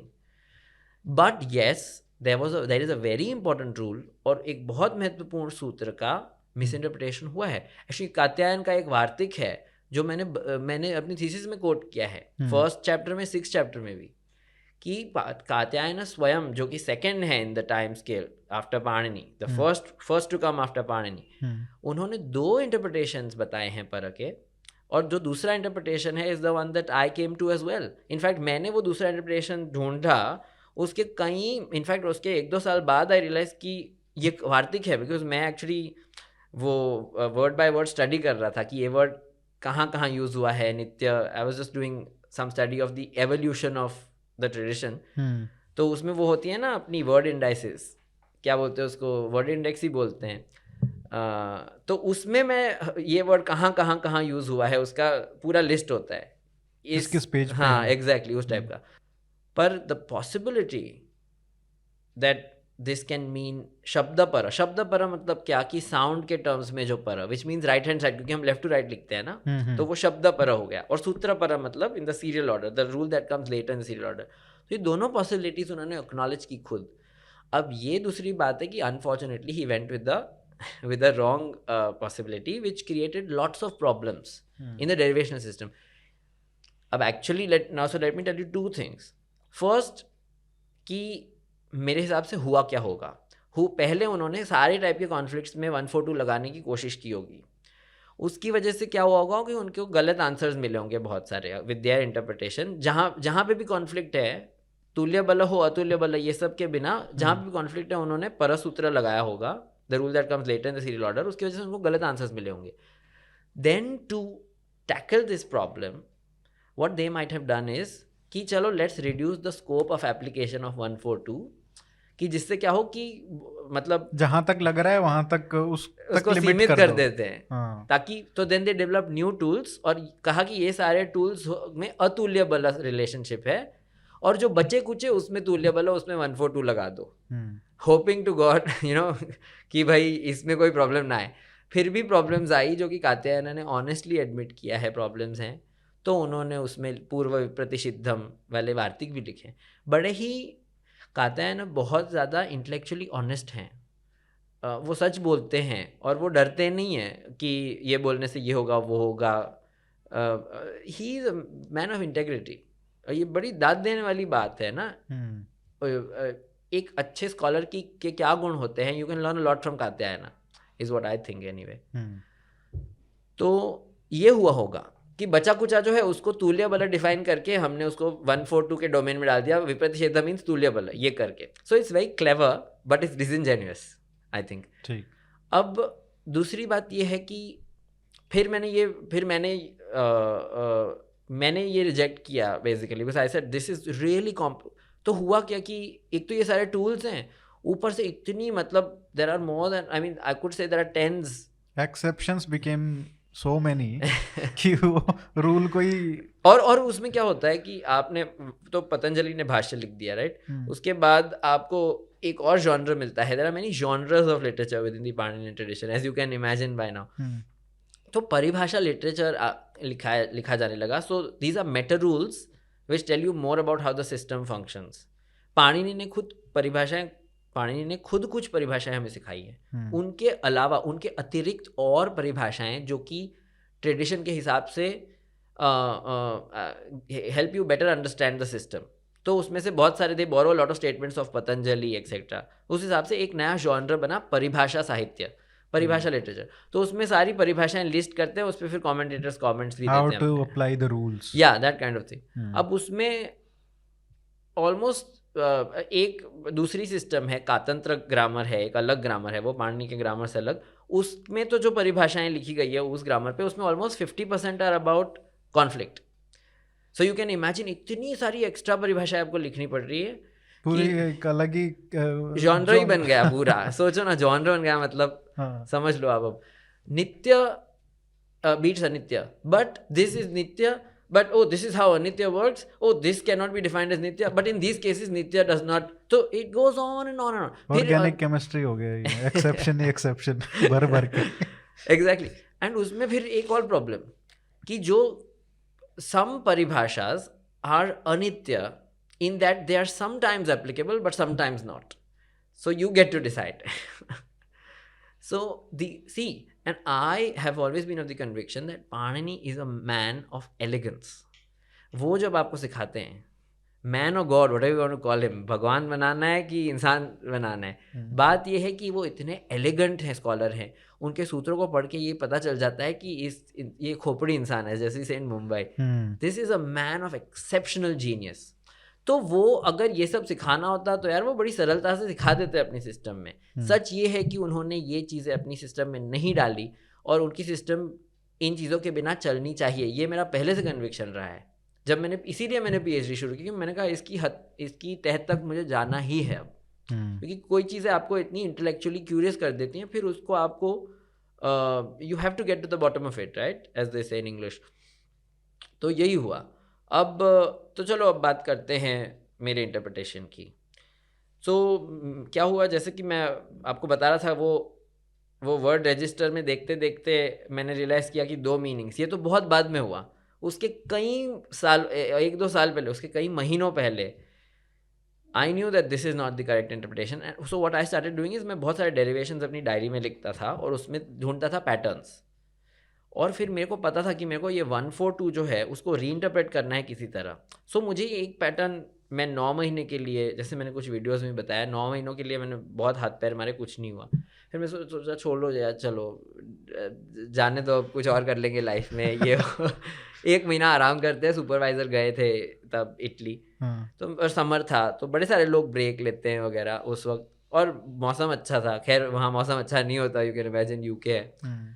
तो साइकिलिंग की, स्विमिंग की, खाना बनाया, जो चीज़ें मुझे अच्छी लगती थी, दोस्तों के साथ हैंग आउट करना, ये वो, कहीं बाहर चले गए, ध्यान करना, प्रार्थना। क्योंकि ध्यान और प्रार्थना मैं करता था, क्योंकि मैंने कहा कि एक ब्रेक ज़रूरी है मेरे दिमाग के लिए भी। एक ही चीज़ पे आप अट जाते हो ना, फिर वो उसमें आप प्रोग्रेस नहीं कर पाते। थोड़ा you have to give yourself some distance from your subject, so then you can really go back to it and look at it from a fresh view point, through a new prism, and hopefully a more productive prism, which turned out to be the case। तो प्रार्थना की, भगवान से भी यही कहा कि यार अब आप सुलझाओ, अब आप पे छोड़ देते हैं। Because see I can only ask the right questions, but sometimes the answers have to come to you, and I believe in God, and this is how I think, this is who I am। तो हनुमान जी है, बचपन मतलब undergrad के time पे सरस्वती साधना की थी, तो उनको भी मैं पूछता हूँ, बट मेरे इष्ट देवता हनुमान है। और ध्यान करता था, बिकॉज आई थिंक ध्यान की साधना कोई भी हो, फिर वो आज्ञा चक्र मेडिटेशन हो या फिर नाम स्मरण करके आप फिर शांति से बैठो, या फिर you just think about a beach and ध्यान के भी अलग अलग तरीके हैं, राइट? तो वो करता था, और मैं यही, तब भी मेरी आइडिया यही थी कि आपका दिमाग खुलता है ये सब चीज़ें करने से। 1 महीने के बाद जबरन वापस जाना पड़ा, क्योंकि यार ख़त्म तो करनी है PhD, बड़े हाथ पैर मार के स्कॉलरशिप मिली है, तो करनी तो है। बट वो चिंता तो रही होगी एक अरे महीने 1 में क्या महीने चल रहा है नहीं पर कि यार मौज तो कर रहा हूँ लेकिन क्या। नहीं, टाइम था ना। हाँ। तो सोचा चलो अभी पहले तो मैंने 1 महीना दिया था अपने आप को, फिर इसलिए मैंने सोचा कि अब we have to be honest to ourselves, to the work, to our supervisor जो कि इतनी मेहनत कर रहे हैं आप पे। तो गया वापस, पहली बुक खोली, फ्लिप किए pages, I am already seeing a pattern, so I am very grateful. ये हनुमान जी का ही किया कराया है सब बेसिकली। तो पैटर्न दिख रही है, राइट हैंड साइड वाला जीत रहा है, ठीक है। I am giving you a very simple version of what happened दो। एज यू कैन इमेजिन मेरे दिमाग में इतनी सारी टेक्निकल पॉसिबिलिटीज दौड़ रही थी, पर हाँ राइट हैंड साइड। फिर मुझे थोड़ा टाइम लगा, फिर मैं सोचा कि यार 142 के साथ क्या इसका संबंध हो सकता है। I said okay, it has to be पर means right hand side, it has to be that because that's the only way Panini has taught it, and this pattern is so obvious I cannot ignore this pattern.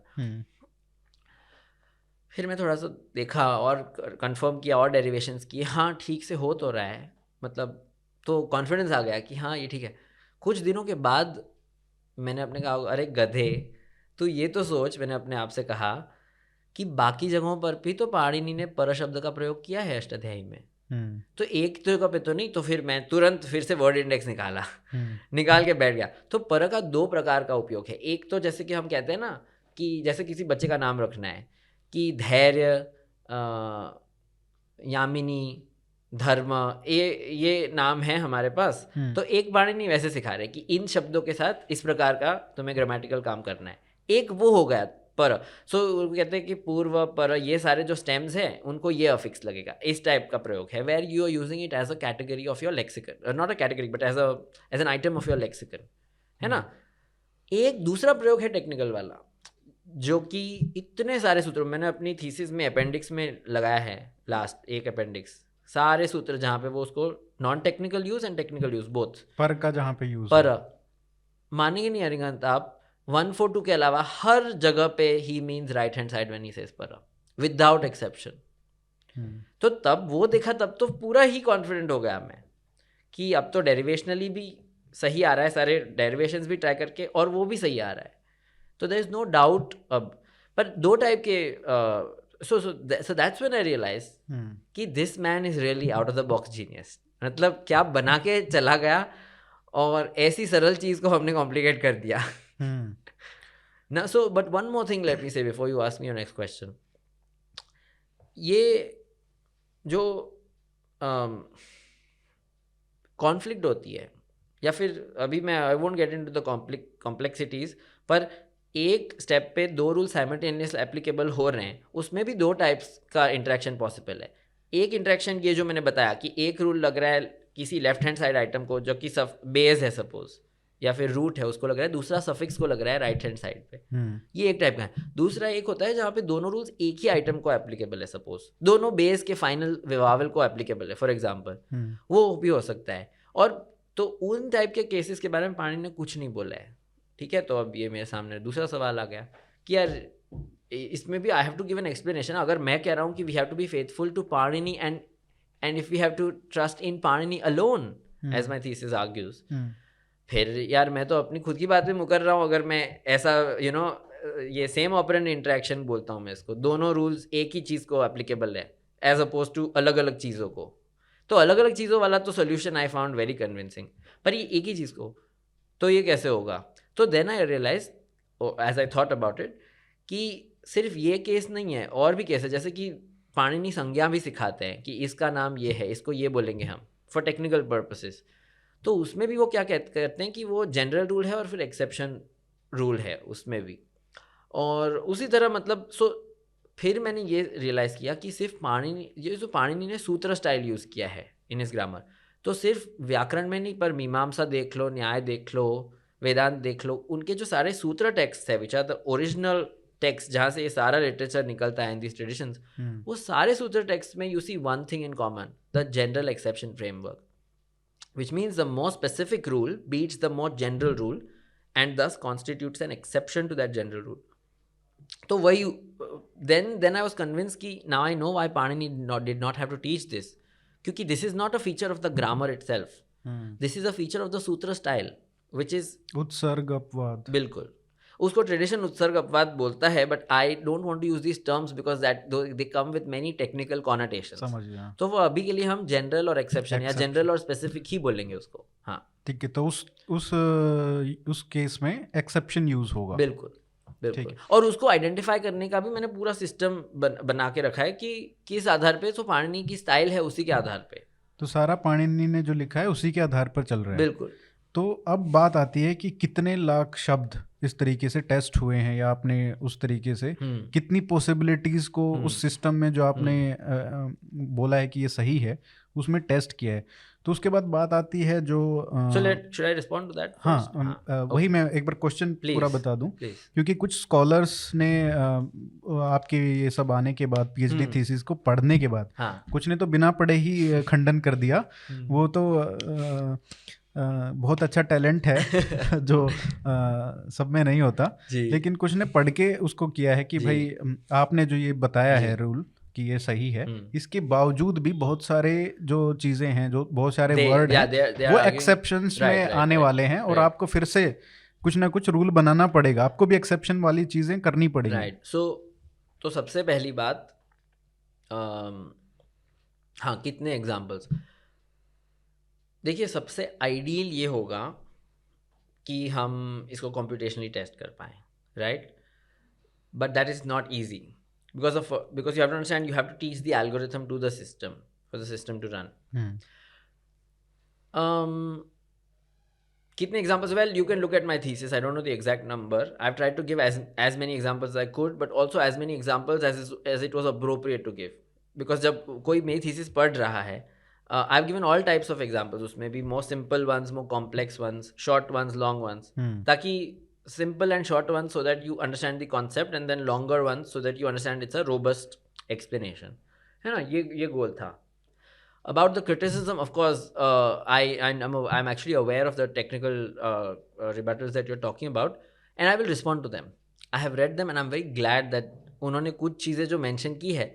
See, some of those examples are plain wrong, or they've misunderstood what I'm doing, but some are good examples and I will respond to them. What I can tell you is they have not changed what I think about the system. In fact, क्या किसी ने भी, आपने सभी का देखा होगा मेरे ख्याल से, जो YouTube एक दो हाँ नहीं, YouTube नहीं, I see what पेपर पे जो आया है. हाँ, I like to read documents because when you talk about sutras and derivations, it's best to have the exact PDF. तो I already have a skeleton, technical rebuttal का skeleton ready है, but वो मैंने पब्लिक नहीं किया है.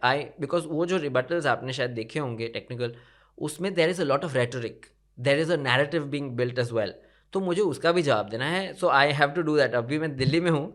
Once I stop travelling, I been travelling this whole month, फिर उसके बाद I will give a good reply, but also I need to get 1 or 2 of my friends to read it before I because इतना ध्यान है ना मेरी तरफ आकर्षित हो गया है कि whatever I say is there's a lot of उस पर बड़ा ध्यान है, उस पर बड़ी रोशनी आ जाती है.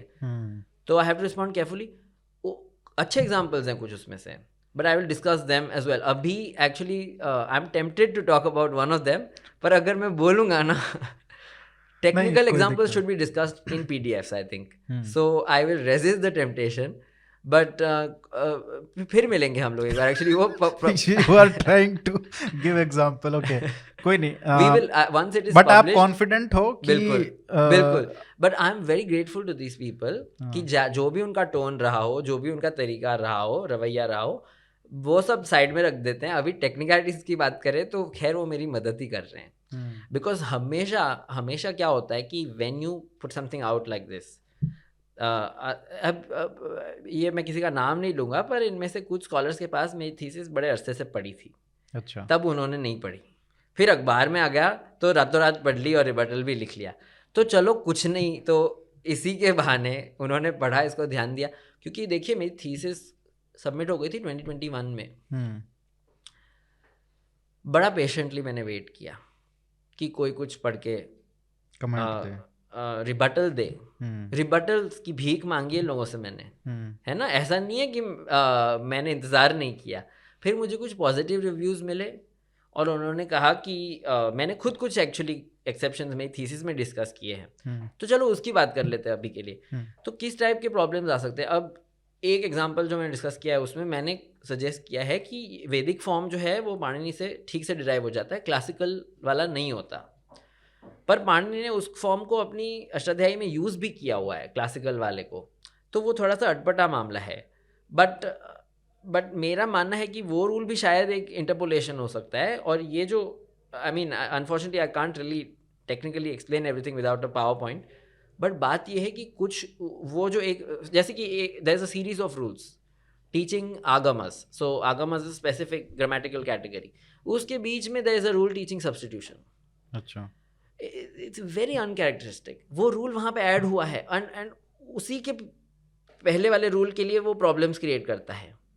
सो समटाइम्स यू नो कि पाणिनि की जो स्टाइल है उसके एकदम कुछ कॉन्ट्रडिक्टरी है, तो क्लियरली प्रॉब्लम है। And someone has basically tried to sneak that in to help teach the derivation of a classical form. अच्छा। whereas the Vedic form is correctly derivable through my method. अब tradition के पास तो क्या है, और एक कर दो भाई, एक और परिभाषा लिख दो।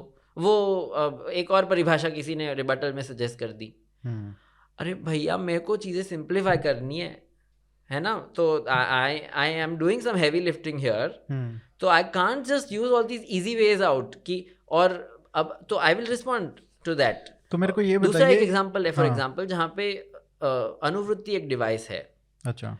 कि कुछ वर्ड्स जो है रिपीट नहीं करते पाणिनि, पिछले सूत्रों से लेने होते हैं। सो अगर आप एक वर्ड ऊपर से ले लेते हो तो that problem gets solved. So ऐसी कुछ, so when there are exceptions there are very good explanations. And actually after seeing some of the examples discussed in these technical rebuttals, I have actually realised कि what, so I talk about it in my PDF, I will send you a copy as well.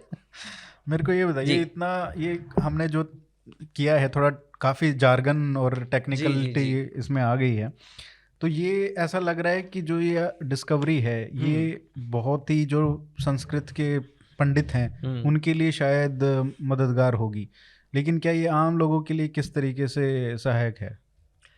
देखिए, आम लोगों के लिए मेरा ख्याल है दो टाइप के जवाब हो सकते हैं इसके। Let's talk about the most general impact. आप हमारी ऐतिहासिक और सामाजिक स्थिति के बारे में सोचिए। अभी 80 साल हुए मेरा ख्याल है इंडिपेंडेंस को, 75 साल हुए, 75 है ना। हम अभी हमने अंग्रेजीवाद के बारे में तो बात कर ही ली, तो एक हमारी अवस्था भी जो है वो ऐसी है कि हम हीन भाव से भरे हैं, इन्फीरियरिटी कॉम्प्लेक्स जिसे कहते हैं अंग्रेजी में। अब ऐसे में कोई आपको आके कहे कि there is a rule based grammar from 2500 years ago which functions like a machine, जो कि आपके पूर्वज ने बनाई। आई मीन चलो जेनेटिकली हो या ना हो, आई मीन आपकी फैमिली का ना हो वो इंसान, पर आपका इंटेलेक्चुअल एंसेस्टर तो है ना। ये हमारी सारी शेयर्ड विरासत है सांस्कृतिक रूप से देखा जाए तो। उसने ये काम कर दिखाया जो कि आज तक किसी ने नहीं किया।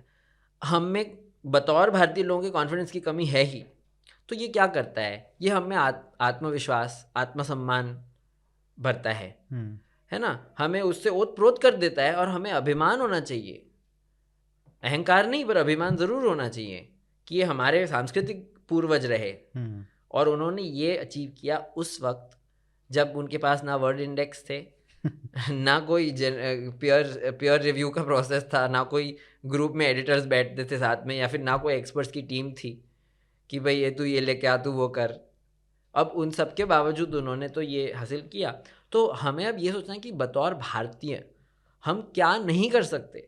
अगर हमारे पूर्वज ये सब करके गए, एक चीज़ ये है। दूसरी चीज़ हमें खुश क्यों होना चाहिए, क्योंकि अगर ये सिद्ध हो गया तो और क्या क्या सिद्ध हुआ है जो हमें अभी पता नहीं है। और इस पर बहुत बहुत हमें ध्यान से सोचने की ज़रूरत है कि हम जब संस्कृत स्टडीज़ करते हैं, एंशिएंट इंडिया को पढ़ते हैं, तो what should be our goal, to extract what has not been extracted. जो चीज़ें अभी भी रहस्यमयी हैं, जो कहीं किसी किसी पुराने ग्रंथालय में या पुस्तकालय में कहीं धूल खा रही हैं, उनमें ऐसे कौन से राज हैं जिनका हम उपयोग कर पाएंगे, जो जिनको जानने से हमें लाभ होगा इन आवर लाइफ्स, पर हमें गर्व भी होगा कि यार क्या क्या उखाड़ लिया हमारे पूर्वजों ने, जैसे हम मुंबई में कहते हैं, राइट। तो बात ये है। But now coming to practical applications, तो देखिए आजकल जो है ज़्यादातर मशीन लर्निंग का ही प्रयोग होता है when you want to do translation और टेक्सचुअल एनालिसिस वगैरह using the computer, but rules can play a supporting role. So if it is very simplified rule and if you put it into a algorithm, then it becomes very easy. I hope देखिए मुझे ना कुछ basically European computation linguist के email आते हैं, LinkedIn पे भी वो कुछ शेयर करते हैं डॉक्यूमेंट, और मैं कुछ उनमें से पढ़ चुका हूँ. तो बड़ी इंटरेस्टिंग एप्लीकेशन वो बताते हैं, not just for Sanskrit, but ये जो मॉडल है ना पाणिनि का, उसको भी यूज़ करके वो कहते हैं कि हम इससे ये सीख सकते हैं, वो सीख सकते हैं. तो मैं पूरी तरह नहीं समझ पाता क्योंकि वो मेरा डोमेन ऑफ एक्सपर्टीज नहीं है. बावजूद उसके जो भी मैं समझ पाया हूँ, उससे ये मैंने समझा है कि ये जो स्टाइल है, ये जो मेथड है, इससे भी बहुत कुछ सीखा जा सकता है. और मेरी यही आशा है कि संस्कृत पंडित हो या कंप्यूटर साइंटिस्ट, हम इसको कंस्ट्रक्टिवली यूज़ करेंगे जो भी डिस्कवर हुआ है पाणिनि के व्याकरण के बारे में. क्योंकि see in the end this is a moment of pride for everyone, I think. And I don't think that this is, I don't like this framing ki is this a loss for the tradition, is this a victory for me? I think that's a very crass and very simplistic characterization. Because tradition nahi hota to meri thesis nahi hoti.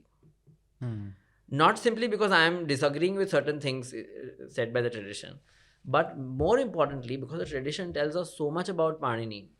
Panini के व्याकरण के बारे में जितनी detail में हमारे पास information है वो किस प्रकार है, ट्रेडिशन नहीं होता तो पॉसिबल ही नहीं होता.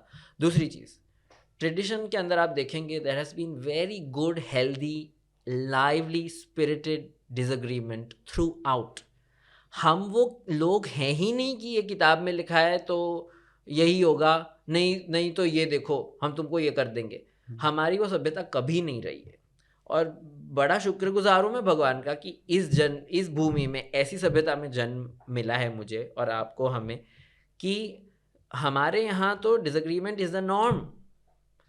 तो आई थिंक, अब आई डोंट नो अगर परंपरा वाले स्कॉलर्स मुझे अपना मानते हैं कि नहीं, but I see myself as just a continuation of the same thing, you know, as a pea in that very pod. बिकॉज आखिरकार है क्या?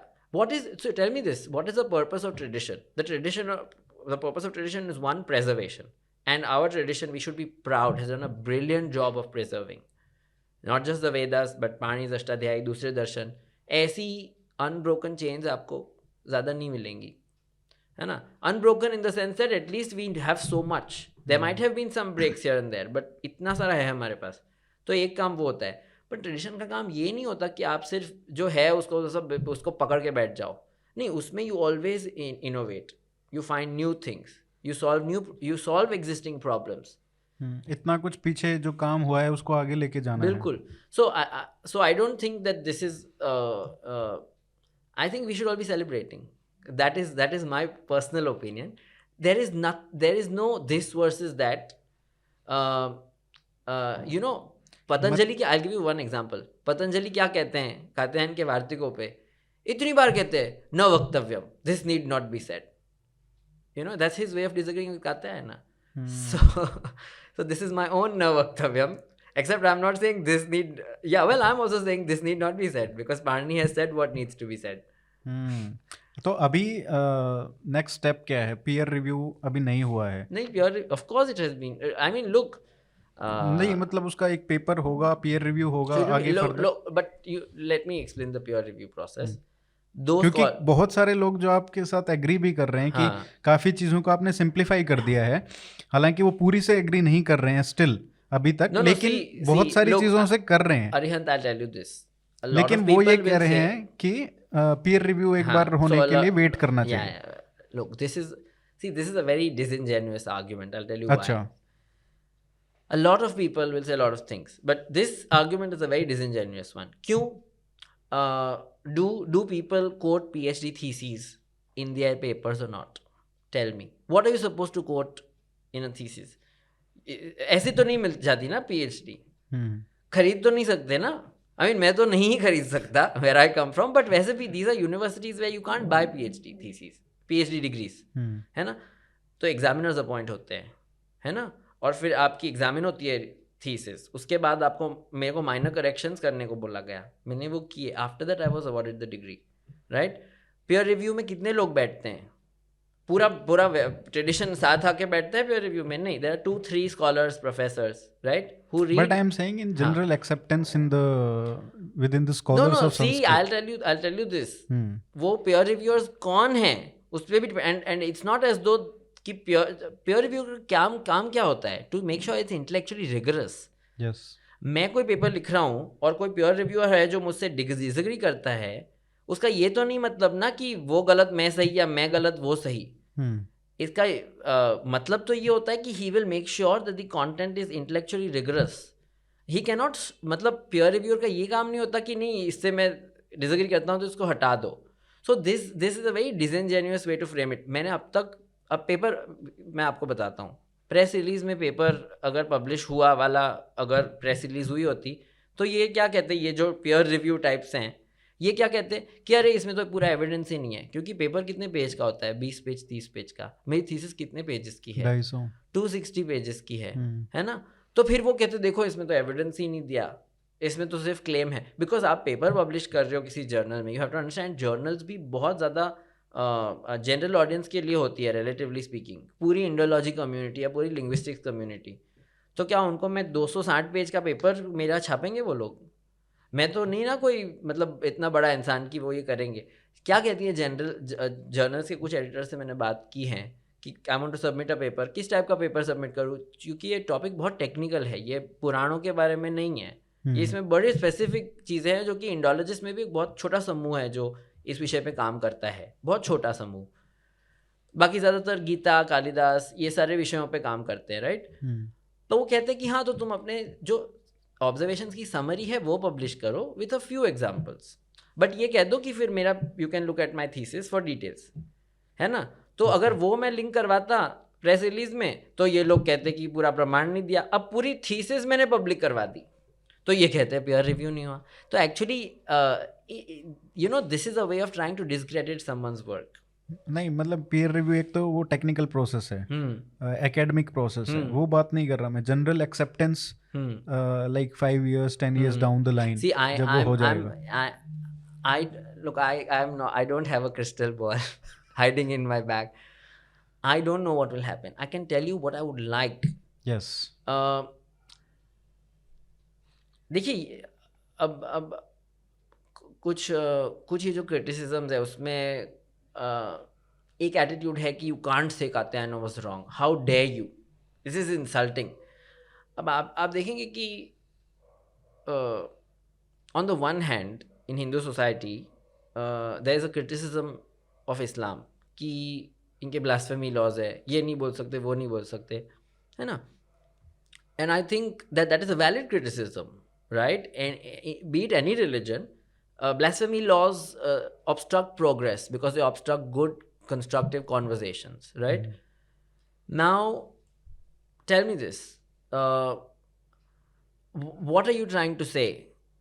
On the one hand we criticize Islam for that, on the other hand you say कि ये मत बोलो वो मत बोलो, ये मत बोलो कि this was wrong, this is insulting, this is hurting the sentiments of people. So why are you connecting Vyakarana with people's sentiments? People don't even know what Katyan wrote. Yeah, so but that is another problem. हाँ, in fact मैं तो यही कहता हूँ कि कात्यायन को आपने भगवान तो कह दिया, भगवान कात्यायना, और वे वाकई में आदर के बिल्कुल पात्र हैं, ये नहीं कहता कि आदर के पात्र नहीं, बट मैं यही कहता हूँ मजाक में अरिहंत लोगों को कि बिफोर यू मेक भगवान आउट ऑफ समवन उनको पूछ लिया करो यार. क्योंकि जब भी कोई भगवान बन जाता है ना फिर it becomes difficult to engage critically and honestly with their scholarship. तो बेचारे कात्यायन शायद रो रहे होंगे कि यार इन्होंने मुझे भगवान बना दिया and now they not permitting the critical engagement that his work so rightly deserves. Don't mix God and scholarship. ठीक है, यही मेरा कहना है.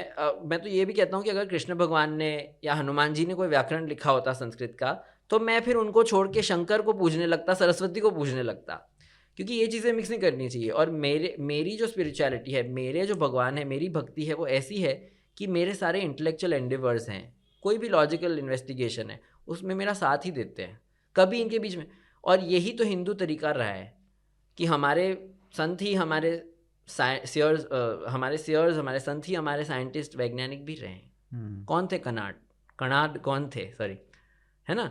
सो this is thing. So we never had that dichotomy, जो कि पश्चिम में क्रिश्चियनिटी का अनुभव रहा है ऐतिहासिक रूप से, कि विज्ञान और मज़हब के बीच में बड़ी तफावत रही, बड़ी जंगें हुई हैं, मतलब सांस्कृतिक रूप से देखा जाए, सभ्यताई रूप से देखा जाए तो वो हमारे यहाँ नहीं रहा। और मैं भी इसको ऐसे ही रखना चाहता हूँ।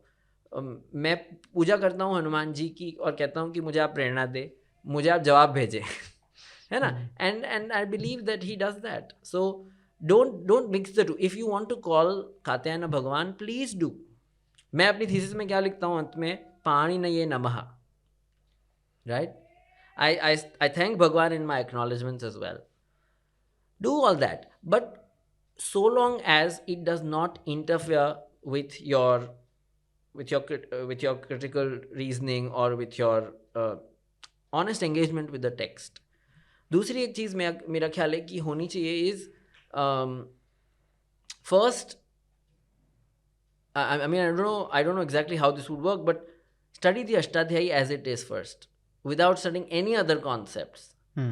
Right? Try to receive it as it is, right? And then see, कोई भी intellectual tradition develop होता है ना, उसमें बहुत अच्छे अच्छे ideas आते ही हैं। पतंजलि ने न केवल हमें पाणिनि के बारे में बहुत कुछ सिखाया है, बट संस्कृत भाषा के बारे में भी बहुत कुछ सिखाया है। So the tradition is in itself of great value. It is of great intellectual value, irrespective of what it tells us about Panini. जब भर्तृहरि लिख रहे हैं, उसमें पाणिनि सूत्रों की भी चर्चा कर रहे हैं, पर भाषा और हमारे मानस के भाषा के साथ के संबंध के बारे में इतनी सुंदर चीज़ें बता रहे हैं हमें, है ना? तो ट्रेडिशन की वैल्यू किसी एक टेक्निकल मिसअंडरस्टैंडिंग की वजह से कम नहीं हो जाती। आप उसको इतना छोटा मत आंको, यही कहना है मेरा। बिल्कुल।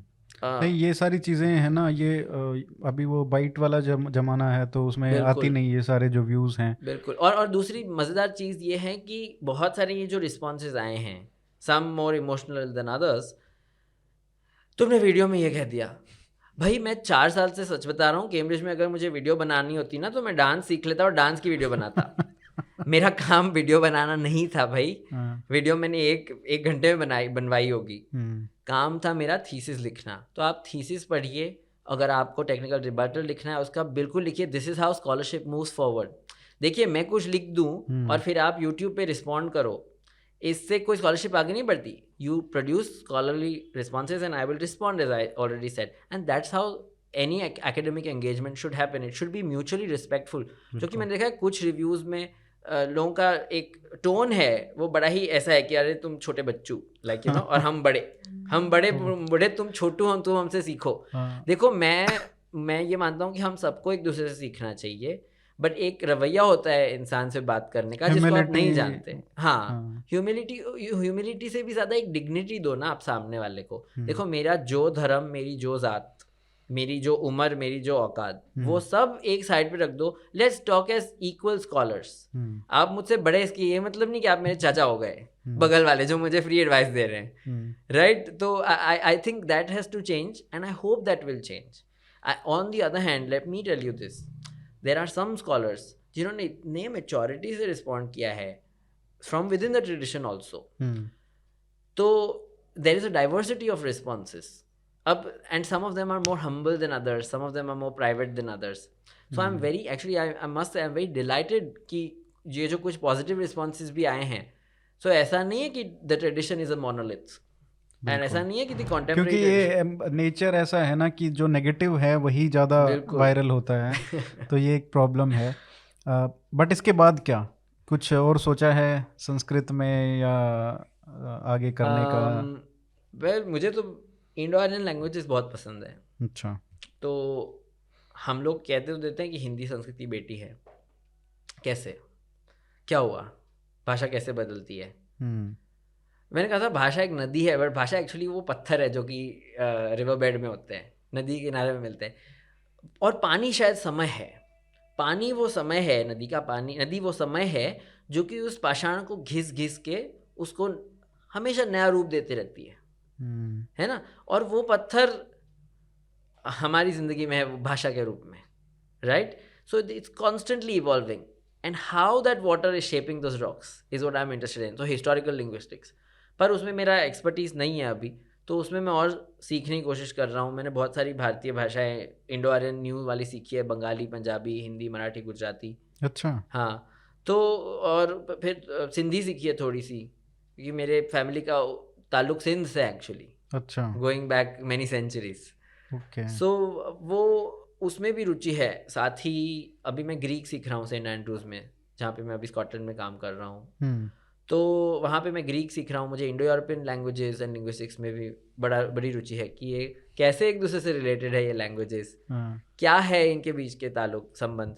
बट सबसे ज़्यादा शायद हमने इंटरव्यू के पहले ही ये टॉपिक छिड़ गया था, तो तभी हमने बात कर ली। सबसे ज़्यादा रुचि मुझे इसमें है कि भाषा की क्या भूमिका है आधुनिक भारतीय शैक्षणिक संस्थानों में, और क्या होनी चाहिए हमारी प्रणाली में उसकी भूमिका। कैसे हम एक ऐसा सिस्टम तैयार करें जिसमें पॉलिटिक्स, पॉलिटिशियंस, रीजन्स, कॉरपोरेशंस ये सब दरकिनार हो जाएं और हमारे स्टूडेंट्स का पोटेंशियल जो है वो मैक्सिमली एक्सप्लॉइट हो सके। बिल्कुल, क्योंकि राजनीति चलती रहेगी और भाषाओं के बीच में द्वंद्व भी चलता रहेगा।